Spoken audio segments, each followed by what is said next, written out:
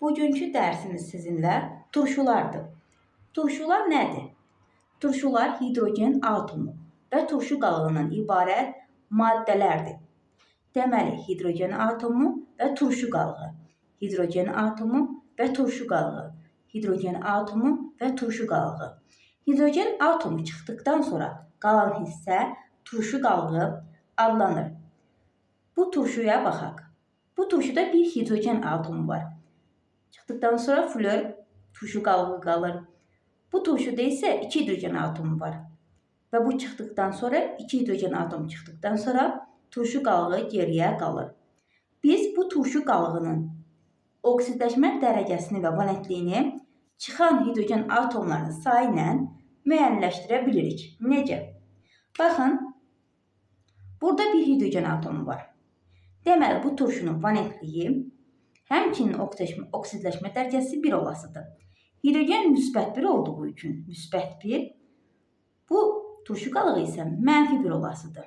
Bura mənfi 1 yazırıq. Burada bu turşuda 2 hidrogen atomu var. Ona görə bu turşu qalığının valentliyi 2 olasıdır. Oksidləşmə dərəcəsi isə mənfi 2 olasıdır. Baxın, bu turşuya baxaq. Bromid turşusudur. Bir hidrogen atomu var. Bir valentli olasıdır. Və oksidləşmə dərəcəsi isə mənfi 1 olasıdır. Və digər turşular. Sulfat turşusuna baxaq. 2 hidrogen atomu var. Və 2 hidrogen atomu olduğu üçün bu turşu qalığının valentliyi 2 olasıdır. Baxın, hidrogen həmişə müsbətdir, müsbət 1-dir. Birləşmə 0 olmalıdır. 2-nə vururam 1-ə, müsbət 2. Deməli, bu turşu qalığının isə oksidləşmə dərəcəsi mənfi 2 olasıdır. Karbonat turşusuna baxaq. 2 hidrogen atomu var yenə. Deməli, burada 2 valentli olasıdır. Hidrogen həmişə müsbət 1-dir. 1-i vurduq 2-yə, müsbət 2. Deməli, bu turşunun qalığı mənfi 2 olasıdır. Fosfat turşusuna baxaq. 3 hidrogen atomu var. Deməli, bu turşu qalığının 3 valentli olasıdır. Və oksidləşmə dərəcəsini tapaq. Hidrogen müsbət 1-dir. 1-i vurduq 2-yə, müsbət 3. Deməli, bu da mənfi 3 olasıdır. Deməli, bu turşu qalığının oksidləşmə dərəcəsi mənfi 3 olasıdır. Və digərləri də bu şəkildə davam edir. Turşular 2 yerə bölünür. Oksigensiz turşular və oksigenli turşular. Oksigensiz turşular adından məlum olduğu kimi oksigen atomu olmayan turşulardır. Məsələn, sulfit turşusu, klorid turşusu, fluorid turşusu. Bunlar oksigensiz turşulardır. Oksigenli turşular isə oksigen atomu olan turşulardır. Nitrat turşusu, sulfat turşusu, fosfat turşusu, karbonat turşusu bunlara misal olaraq göstərmək olar. İndi baxaq turşuların qrafik formuluna. Biz turşuların qrafik formuluna baxmaqla onların əsaslığını da müəyyən edə bilərik. Turşuların əsaslığı metal atomu ilə neçə metal atomu ilə əvəz olunmasını müəyyənləşdirir. Oksigensiz turşulara baxaq. Oksigensiz turşuların qrafik formulu rahatdır. Çünki burada turşu qalığından hidrogen atom arasında bir rabitə olasıdır. Bir rabitə olasıdır. Fluorid turşusuna baxaq. Yenə oksigensiz turşudur və hidrogen atomunun sayı 1 olduğu üçün florla o hidrogen arasında olan rabitə təhqiqat rabitə, bir tək rabitə olasıdır. Oksigenli turşularda necə olasıdır? Oksigenli turşulardan qrafik formulu tapmaq üçün ilk öncə mərkəzi atomu müəyyənləşdirməliyik. Baxaq, mərkəzi atoma. Sulfat turşusunda mərkəzi atomumuz kükürdür. Kükürdü qeyd edirik. Və neçə hidrogen atomu varsa, o oksigen atomu ilə birləşərək OH şəklində mərkəzi atoma birləşəsidir.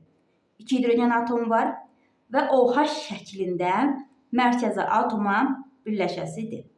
Yazıram OH. Deməli, neçə OH qrupumuz oldu? 2 dənə. 2 hidrogen atomu olduğu üçün. Qalan oksigen atomları mərkəzi atoma 2 qat rabitə ilə birləşəsidir. Geriyə 2 oksigen atomu qaldı və onlar da mərkəzi atoma 2 qat rabitə ilə birləşdi. Deməli, bu sulfat turşusu neçə əsaslı turşu oldu? 2 OH qrupu olduğu üçün bu turşumuz 2 əsaslı turşu oldu. Əsaslığımız bu şəkildə tapılır. İndi fosfor turşusuna baxaq. Mərkəzi atomumuz fosfor atomudur. Fosfordur, yəni 3 hidrogen atomu var. Hər bir hidrogen atomu oksigen atomu ilə birləşərək mərkəzi atoma birləşir. Baxın. 1 OH qrupu, 2 OH qrupu, burada 3-cü OH qrupu. Geriyə bir oksigen atomumuz qalır. O da mərkəzi atoma 2 qat rabitə ilə birləşir. Deməli, bu turşumuz neçə əsaslı oldu? 3 əsaslı turşu oldu. Və borat turşusuna baxaq. Burada mərkəzi atomumuz bordur. 3 hidrogen atomu var. Ona görə hər bir hidrogen atomu oksigen atomu ilə birləşərək OH qrupu əmələ gətirir. Baxın, bu şəkildə əmələ gətirir. Burada oksigen atomu geriyə qalmadı və buradan məlum olur ki, bu turşu 3 OH qrupu olduğu üçün 3 əsaslı turşu olur. Deməli, bu turşumuz da 3 əsaslı turşudur. Baxın, bu hidrogen atomları indi keçəcək duzlar mövzusunda 3 əsaslı olduğu üçün hər bir hidrogen atomu metal atomu ilə əvəz oluna biləsidir. Bu onun əsaslığını göstərir. İndi digər turşulara baxaq. Karbonat turşusuna baxaq. Karbonat turşusunda mərkəzi atomumuz karbondur. Mərkəzi atomumuz karbon olduğu üçün 2 hidrogen atomu var. Hər bir hidrogen atomu oksigen atomu ilə birləşərək OH qrupu əmələ gətirəsidir. Burada 2 dənə OH hidrogen var. OH qrupu əmələ gətirdi. Və geriyə bir oksigen atomu qaldı. O da 2 qat rabitə ilə mərkəzi atoma birləşəsidir. Deməli, bu turşumuz 2 əsaslı turşu oldu. 2 əsaslı turşu. Burada bu xlordur. Xlorat turşusudur. H-xloroid. Xlor burada mərkəzi atomdur. Bir hidrogen atom var. Ona görə əmələ gətirdiyi OH qrupu 1 ədəd olasıdır. 2 oksigen atomu geriyə qalır. Onlar da mərkəzi atoma 2 qat rabitə ilə birləşəsidir. Deməli, bu bir əsaslı turşudur. Bir əsaslı turşu olur. Metafosfor turşusudur digər turşumuz. Bu turşuda da yenə mərkəzi atom fosfordur. Bir hidrogen atomu var. O isə oksigen atomu ilə birləşərək mərkəzi atoma birləşəsidir və geriyə 2 oksigen atomu qalır. Onlar da 2 qat rabitə ilə mərkəzi atoma birləşir.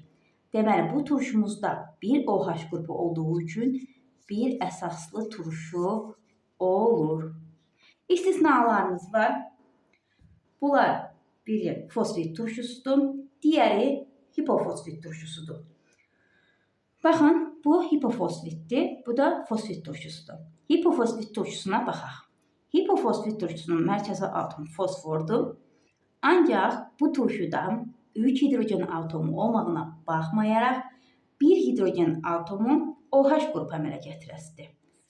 Bir OH qrupu əmələ gətirəsidir. Geri qalan oksigen atomu mərkəzi atomu birləşəsidir.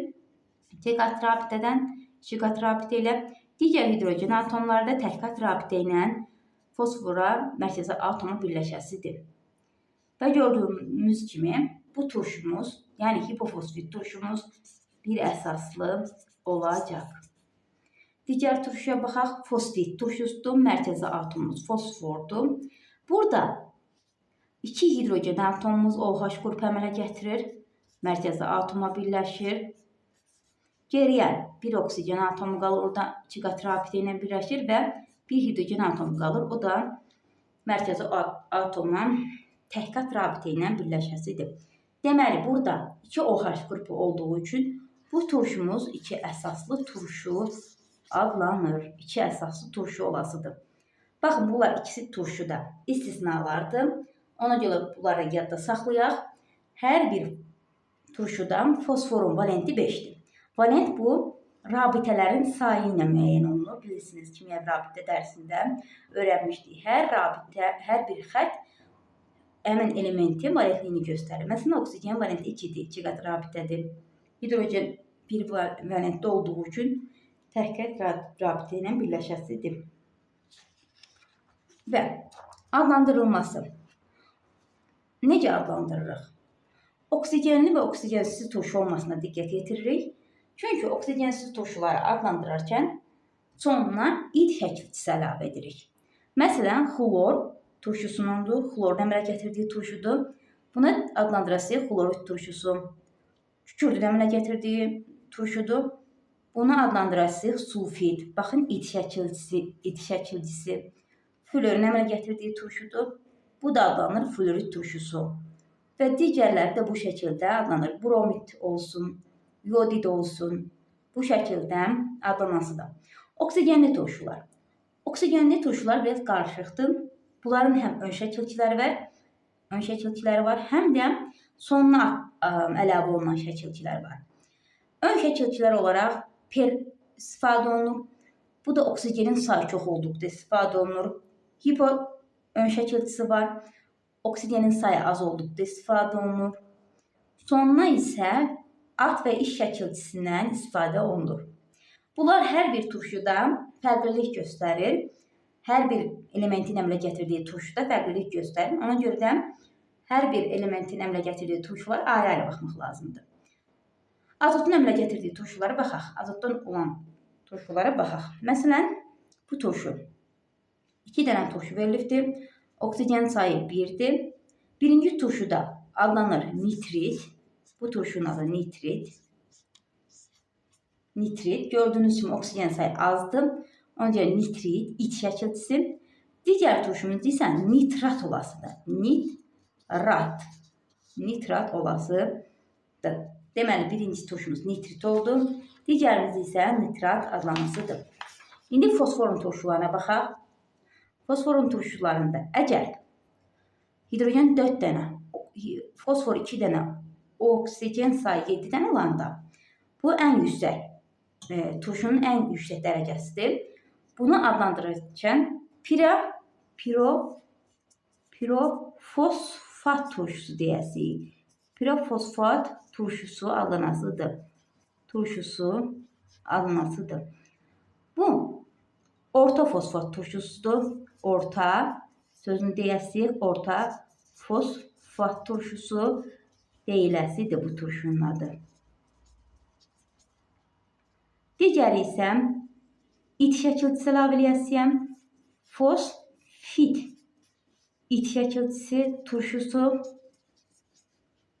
Digər oksigen atomunun sayı az idi nitritdə olduğu kimi. Ona görə bura əlavə eləyəsirik. Hipofosfid, hipo oksigen sayı az olanda olur. Turşusu. Digər isə metafosfat turşusu. Metafosfat turşusu adlanasıdır. Bəli. İndi xlorun turşularına baxaq. Hipoxlorid turşusu, oksigen sayı 1'dir. Xlorid turşusu id turşusu. Xlorid turşusu. Yine id şəkilçisi. Xlorat turşusu. Digər isə perxlorat olasıdır. Perxlorat turşusu adlanasıdır. Turşular haqqında danışacaqlarımız bu qədər. İnşallah sizin üçün faydalı olmuştur.